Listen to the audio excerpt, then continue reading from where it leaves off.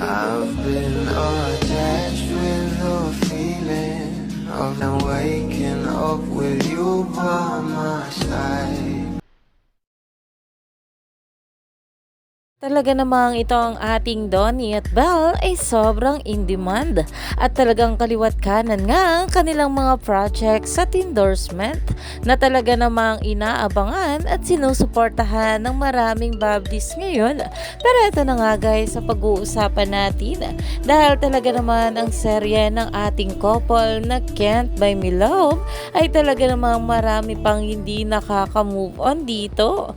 Kaya naman makakabalik na nga o mapapanood na nga natin muli ang Can't Buy Me Love. At ito nga guys ang post ng Star Creatives TV. #Bingling is back. Nagbabalik ang Can't Buy Me Love starting March 23 to 30 p.m. on A to Z All TV, Kapamilya Channel and Kapamilya Online Live.